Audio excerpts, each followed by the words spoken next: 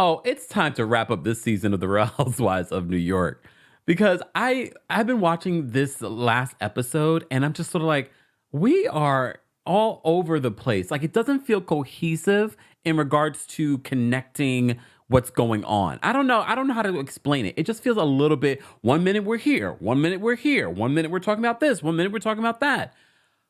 I mean, the general theme was Jessel getting her groove back with her husband Pavit. And of course, her issues with Erin and Sai. But at the same time, we have Brynn talking about this other situation. And then we're over here. It felt a lot. It felt like, I don't know if I can explain it. Live chat, you will let me know if you feel the way that I do. I don't know. We're still getting to know all these ladies. I still am enjoying this reboot. But I think after the Anguilla trip, where it really was sort of, I think if the Anguilla trip hit the way that usually RHONY vacations hit, I think this episode probably would have felt a little bit different. At this point, I'm just sort of like, you know, anyone else? Because at this point, I'm just like, I'm over the same thing that we're arguing about. All right. I know you're just coming in and you're like, oh my gosh, he's ranting and raving. This is our weekly recap of the Real Housewives of New York City. As you already know, they have filmed their reunion. The fashions came out last week. We talked about those fashions. If you missed any of that, be sure to check out all of the other videos here on the channel and also my short form videos on TikTok, on Instagram, and of course here on YouTube Shorts. But please understand, the YouTube Shorts are not the same, technically, as the ones that we post on other platforms because we have to sort of like edit them down. So if you want to see full versions of our shorts, head on over to our TikTok at TheKempire on all platforms. All right. So before we get into any of that, guys, be sure to like the video. Be sure to subscribe. It is a subscribers only live chat.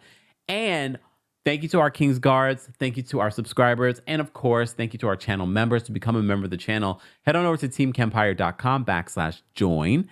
And let's get into a countdown so the notification squad is notified. And then let's get into the Real Housewives of New York's latest episode. Baby, baby, won't you listen to me? I got that flavor. I know you're dying to feed. I ain't no dancer, just got some hip in my feet. Now throw your hands up. Ooh, you bring the lighter, I got the fuse. You make a fire, I'll add the fuel. Follow my lead, just watch the shoes. Gotta turn the heat up to get this cool.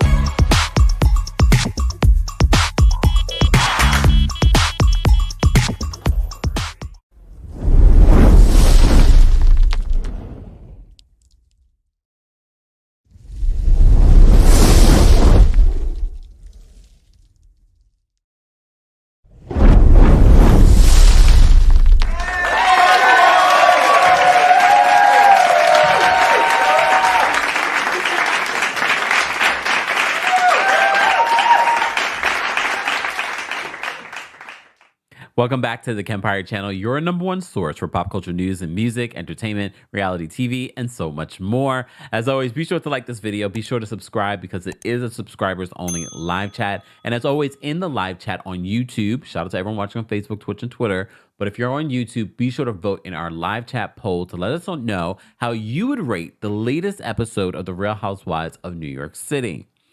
We are about to be done. We probably have a couple more episodes before we start talking about the reunion, and I'll be ready to just do the reunion. I think, like I said before at the top of this, by the time this Anguilla trip was over, they had wore me out.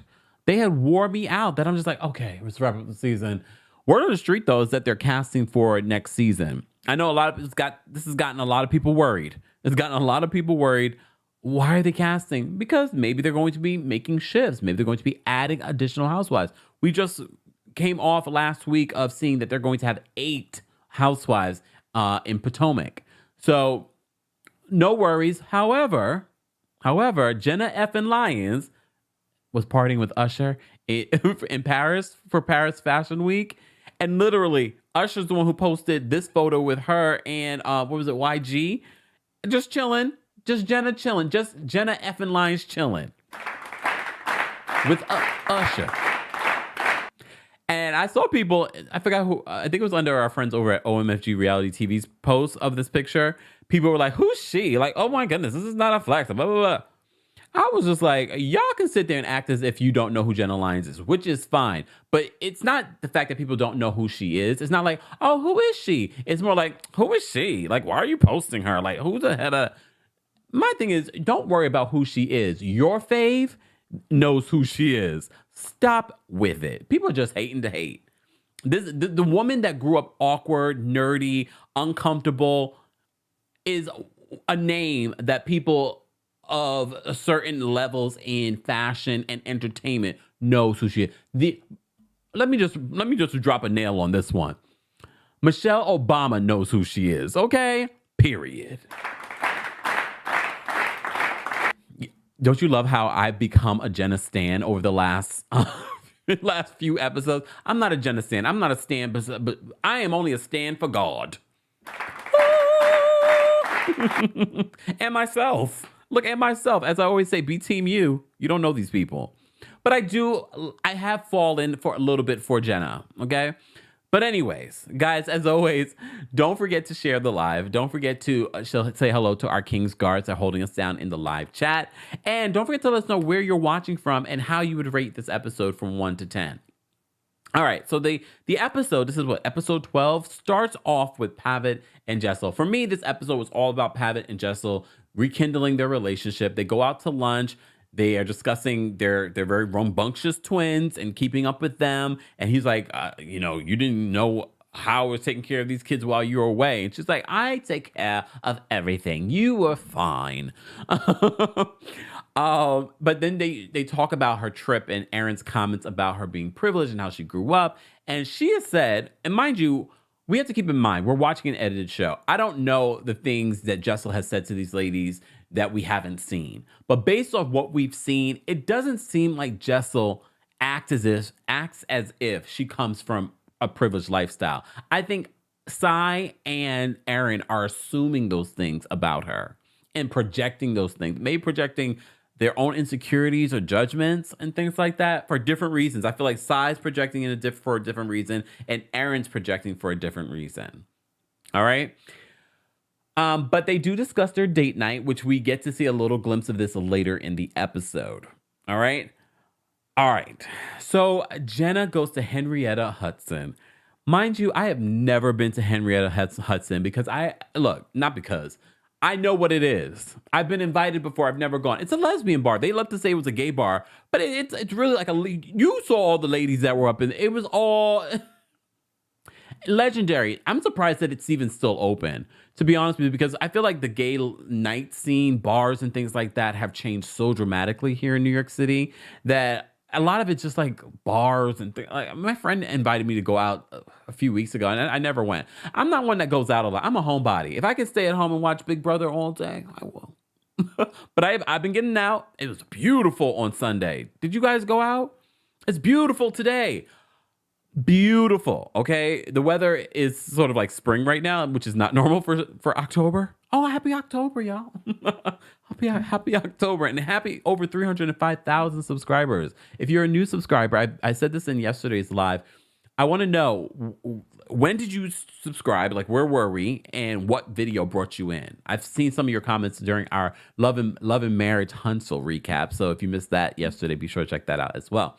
So anyway, so Jenna goes to Henrietta Hudson because she goes there with Brynn. Brynn's going to be her wing woman. She wants to get out there because, Jenna just broke up with her girlfriend at the time. I believe she has a new girlfriend now, if not the same girlfriend from before.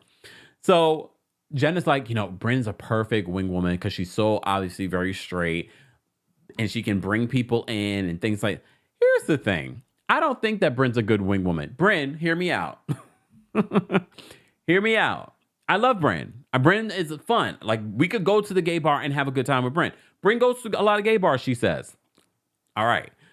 Here's the problem. She's not a good wing woman. Because Brynn is so focused on being the life of the party, you take away from a good wing woman or wingman. It's someone that sort of is kind of cool and social, but at the same time, they're not so like, oh, I have to be the life of the party kind of thing, which makes everyone look at you versus, oh, look at Jenna who's in the corner. utterly embarrassed. You know what I mean? But Jenna got up on that stage and took those ones from Brynn. What was Brynn talking? Why is Brynn talking about finger banging? Yes. I was like, and she's like, I can finger bang with these gloves. Ew. Look, ew. And I know the lesbians are like, oh, no, no, no, no, no. But I did like it because, first of all, Henrietta Hudson is a legendary spot here in New York City. This season, you know how it was all about Upper East Side when RHONY started? These ladies are my vibe because I am a downtown guy.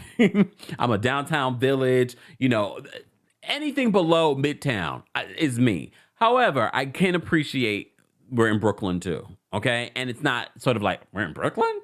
Brooklyn is like the new Manhattan. Honestly, in the last, 5, 6, 7 years, to be honest. And those prices, too. Anyways, so they go, they have a good time. She meets this woman who's quite younger than she is. But, Jenna, you look good. And obviously, I don't think this goes anywhere. Brynn tries to navigate some sort of connection. She's like, I want you to do this, this, and this. And then, you write it on her arm. I can appreciate it for our camera, for our entertainment. However, in a real situation, Brynn would not be a great wing person because I believe that young woman would be like, oh, what about you? You know what I mean? Even though she's straight, maybe. I feel like she's too much. She's too much. But Jenna was like, you're going to go with me? You're going to get me a number? Okay. Everyone needs one. I never really had a wing woman or wingman or wing person. No. Have I ever been a wing person for someone else? No. I just can't remember. It's been a long time since I've actually gone out in that way where it's like, oh, no, no, no, no, no, no. You know what I mean? On the hunt. So I can't, you know what? I'm going to make an effort before the year is up to go out at least once. And then I'll report back on the podcast. Listen about what happened this night. I saw Andy Cohen. No, I'm playing.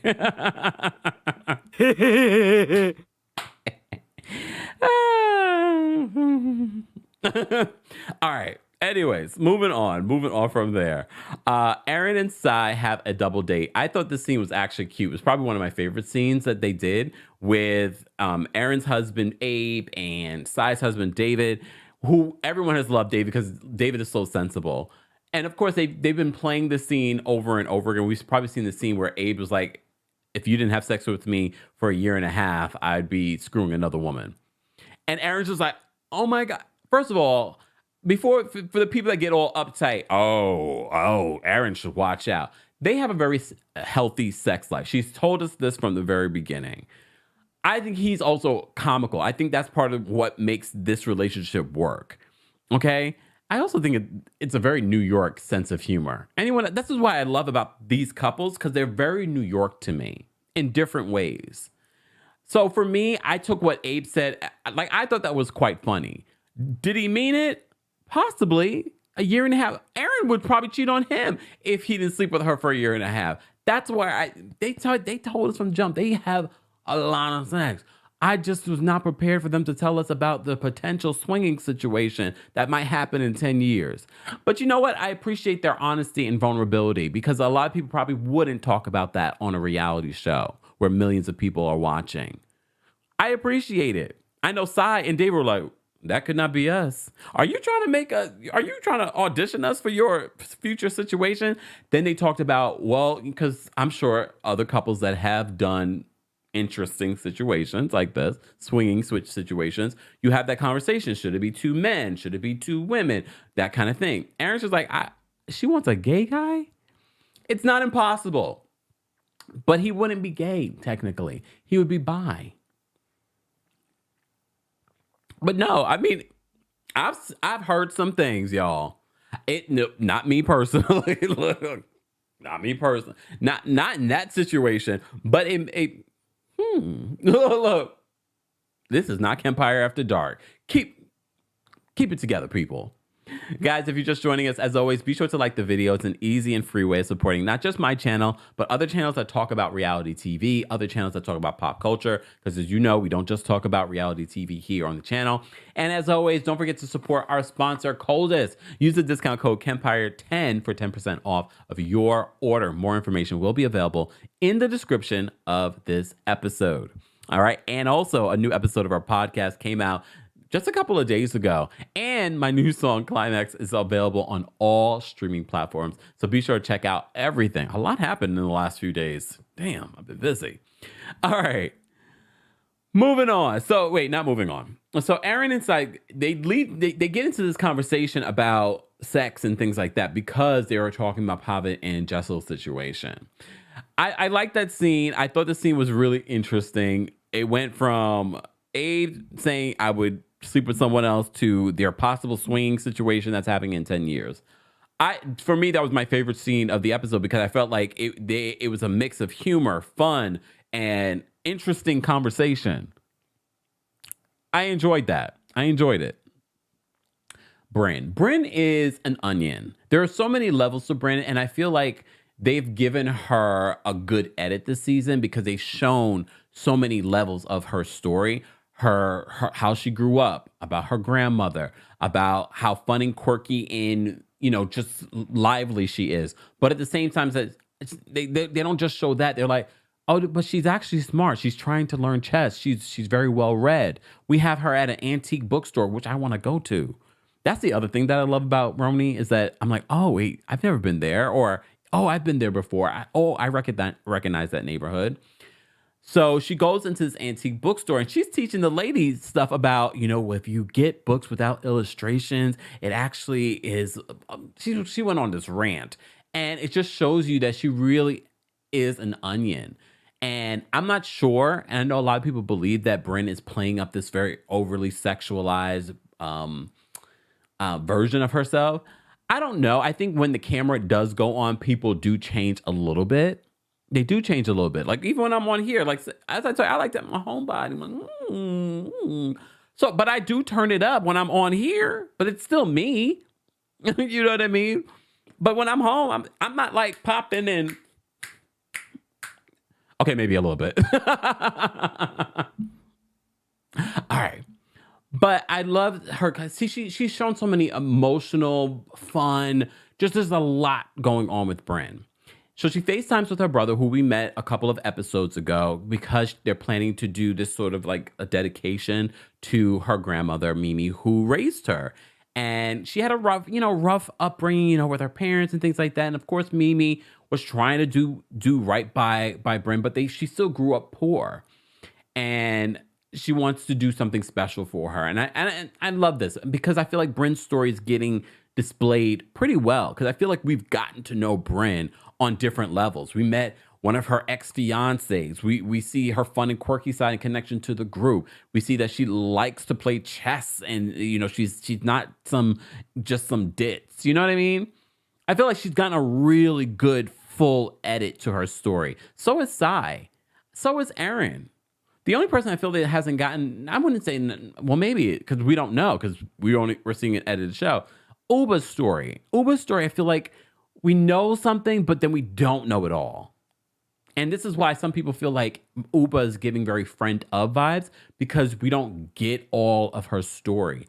But I still love Ubah. I think Ubah, when she was FaceTiming with Brynn, and Brynn was like, we should go and dress up as maids to Jessel and Pavit's hotel.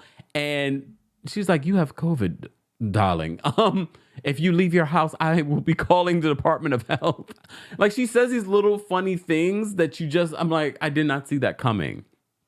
Or taking a bubble bath. I was like, what in the Sonia Morgan is going on? Have I ever taken a bubble? Probably years ago. Is that really relaxing? A bubble bath? Just asking. Do people really take bubble baths? Maybe. Do what you want. Do what you want. Anyway, so speaking of Ubah is hosting this healing session. This is what the entire episode is even about. This healing session, as I had mentioned before, Brynn was not able to make it because she tested positive. I think people test positive and they don't necessarily have the vid. It's probably just a cold. Who knows? Those numbers are up though. I saw if you see me in the streets and I've been wearing my mask back. I've been put it right back on. Just I'm not playing. Um, but yeah, so she hosts this healing session, and of course, Sai, she like at the end of it, she's just like, I don't really need healing. I'm perfect. I know people hate Sai. People do hate Sai. She's very polarizing for the audience. Here's the thing. Very much like what I said about Jessel, don't change. Sai don't change. Sai is so New York. Sai has reasons that she's the way that she is. We have learned so much about Sai's story. I'm not surprised that Sai is the way that she is. I'm not. And I'm not judging her for the way that she is, because if we're talking about a reality show, a show of entertainment, we can't have a bunch of people that we all love. No, you need polarizing people. Hello, i.e. Ramona Singer. You may not like her, but she was very polarizing and necessary in the early days of RHONY.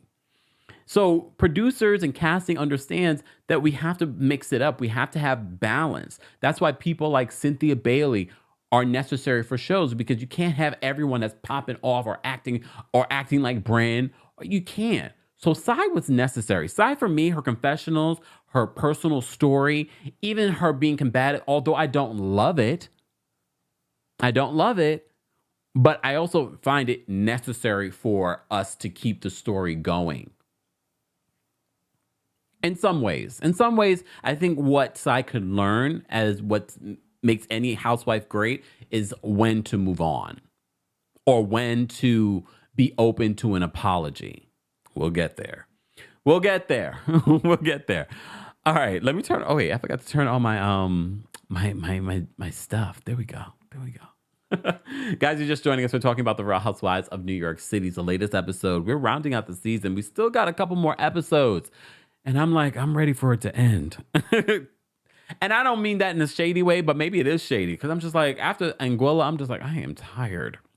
Anyway, so the healing session, I love it. I love it when they do these woo-woo things, because I think the more we see these woo-woo things on television, it makes them less woo-woo. I feel like a lot more people are doing sound baths, Reiki, meditations, and things like that. I like this. We saw a lot of people get really emotional when they were talking about their intentions. I did find it funny when Jenna was commenting on Ubah's intentions, when Ubah was like, more self-love. And Jenna was like, I can't imagine Ubah giving herself any more self-love. I thought I was like, that was an interesting choice. But you know what? Just because someone puts out there that they're so loving of themselves, usually are the most insecure people. So she probably does need the most love. So the person hosting the situation is going around the room and helping people work through their intentions and things like that. Of course, Sai and Erin are the ones that aren't so open to it and feel like, this is kind of not my thing. Okay, you need everyone in that type of situation. You need people like Sai and Erin in this situation. At least they weren't disrespectful to the person hosting it. They were disrespectful in their confessionals. They weren't disrespectful in the moment. So Ubah gets really emotional thinking about her mom. You know, they showed a preview at the top of the episode, so I knew we were going to, on some way, revisit her. Her losing her mom, and the lady reminds her, like, your mother is still with you. Your mother is still with you. So she gets very emotional. It was a nice situation, but as Sai says, I don't need healing. I'm perfect.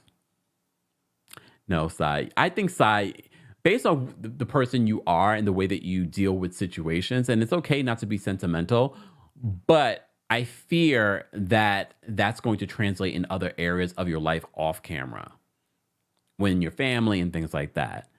And I don't know if you've been in therapy. Sidebar, you can get a therapy sponsorship, because I know you're an influencer. You get a little therapy sponsorship. Now, I think you need some therapy. You've dealt with a lot of trauma.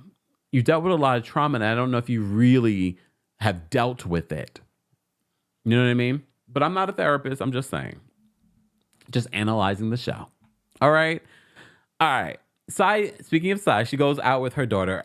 Sai, you've done something good. I can always tell about someone's parenting based off their children, because the way how well just the way she carries herself, her daughter, the way she was speaking and carrying herself in the scene and with cameras, I was like, Sai has done something right with this girl, and we clearly know why because of the way that Sai grew up. And she talks about it's like you're very privileged. There's a lot of things that you're able to do, like the ballet and things like that in these classes, and in all the things that you're able to do. I wasn't able to do, but she's so proud as a mom that she's able to do that because she grew up poor. And she talked about like I used to watch gymnastics and just flip from couch to couch, tens across the board.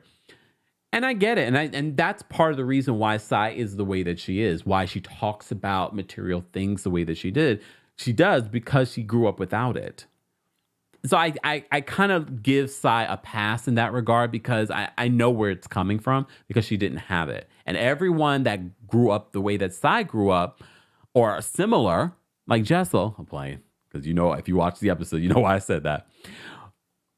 They all react to things differently. Look, I'm the youngest of 6 kids. We all grew up the same, but we all take that way that we grew up differently and have different perceptions of the way we grew up differently. So I'm sure the way that Sai grew up, and maybe someone in the audience relates to the way she grew up, but they're like, I don't get why she acts like that.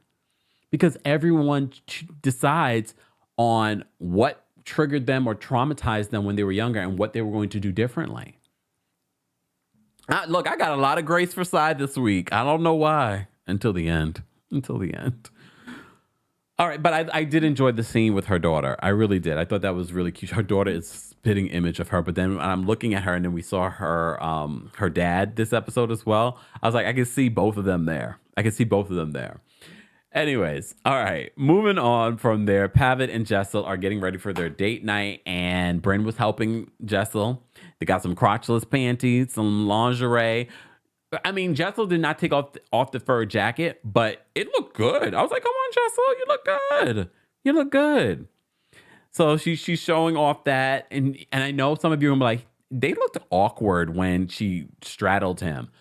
I need to remind you guys, there are cameras, producers, lighting people, sound people in this room, in their home.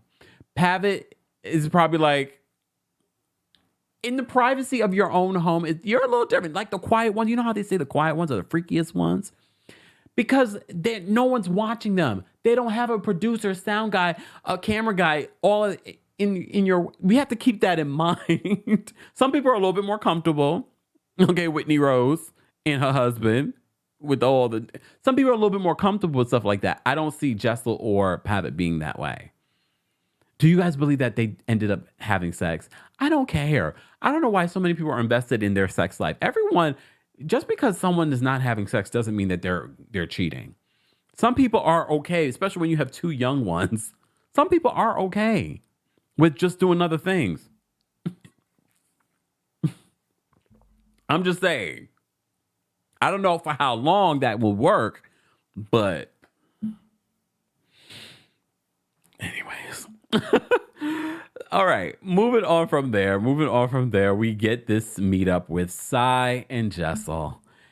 Jessel is 41 minutes late, and Sai is annoyed because it's a Friday, and she's like, I work.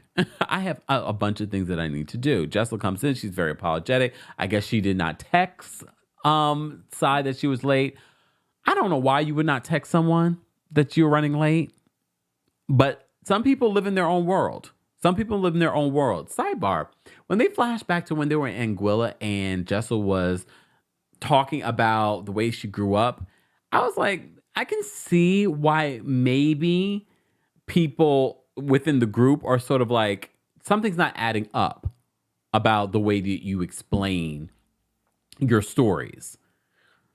And as an audience, we're seeing an edited version. But that particular scene that they showed in this episode, I was just like, Jessel, that don't sound 100%. Like, what are you saying? Like, what? But I digress. So when she finally does arrive, Sai is annoyed, and I get annoyed too when people are late. But she did not stop from ordering some food, because Sai has to eat. And she finally arrives, and she briefly talks. Jessel briefly updates her on, yes, I'm no longer a born again virgin.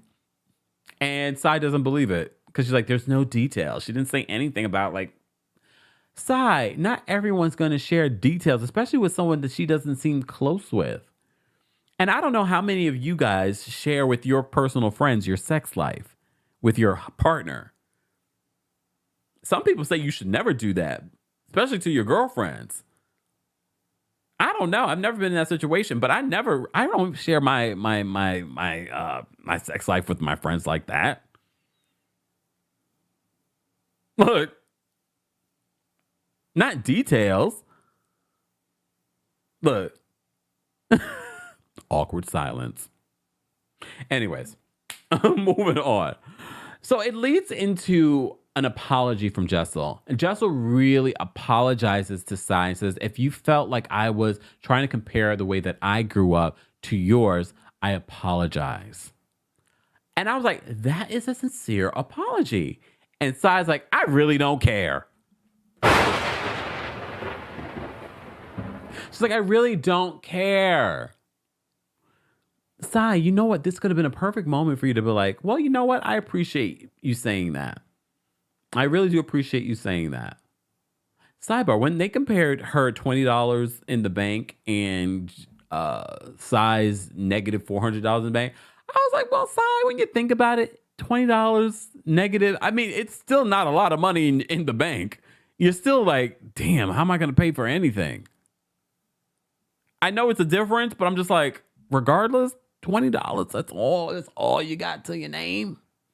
But in all reality, not only was Sai negative $400, she was not living at home. She was living, I mean, depending on when this was happening. Remember, she was living in the dorm and she wasn't supposed to be there. Like, she's had a rough life.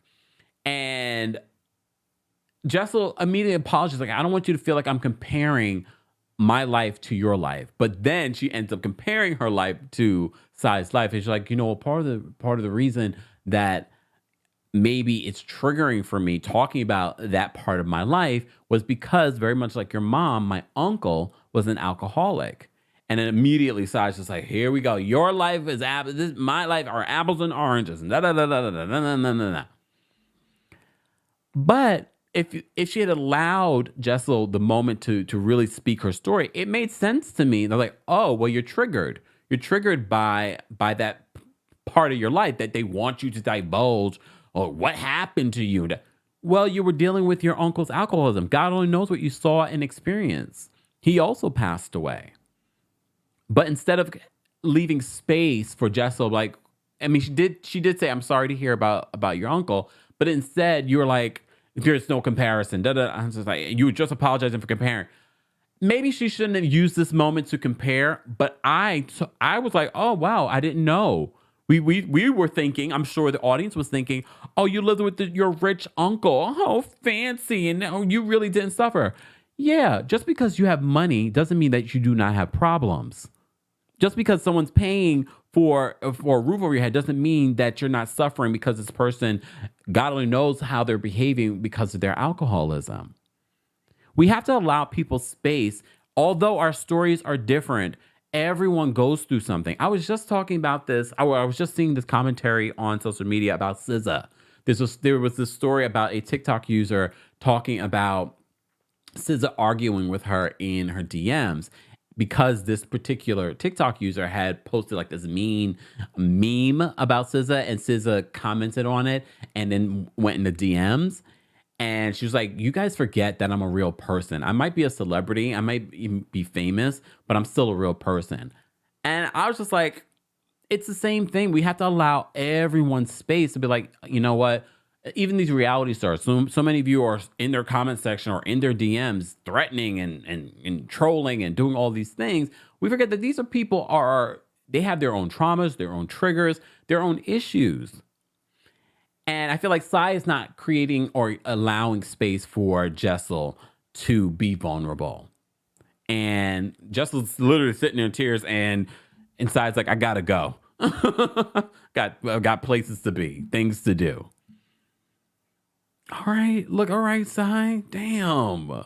Cold-blooded. But that's very New York too. You know, we get the reputation of being mean, but sometimes it's not necessarily mean. I'm not saying that's what's happening with Sai. But sometimes we're very abrupt, we're very short. We're like, gotta go, got things to do, got no time for these emotions, you know? But I also think that's a very much Sai thing and how she grew up, and she doesn't want to deal with these things. And it's not that she doesn't need healing. She feels as if she heals or she breaks, that she will not be able to put herself back together again.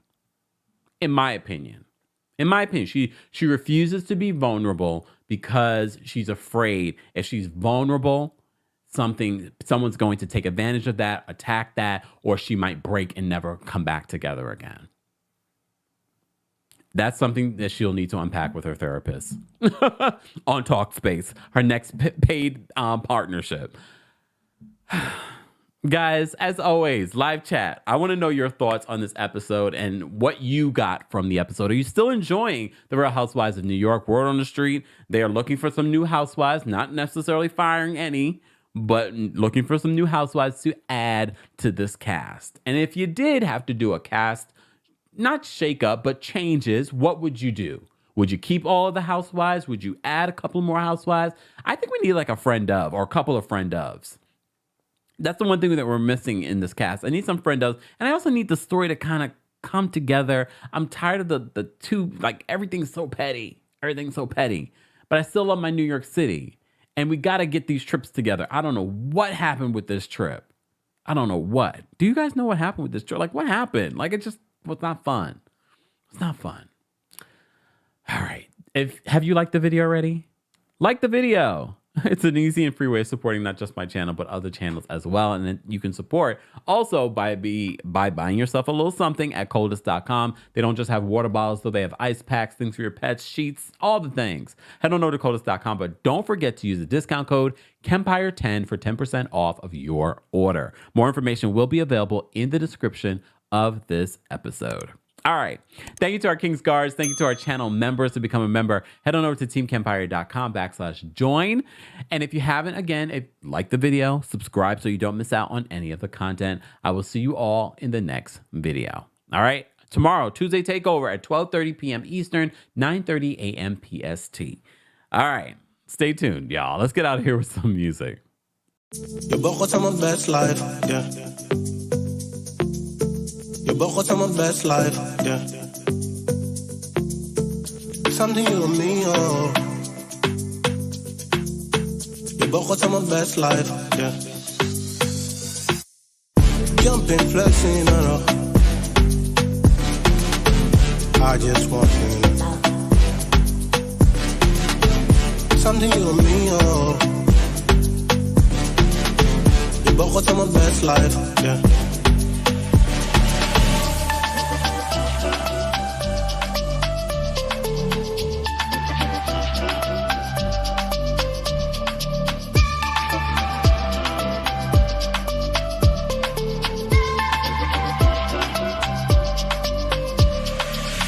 Je begon aan mijn best life, yeah. Je begon aan mijn best life, yeah. Something you and me, oh. Je begon aan mijn best life, yeah.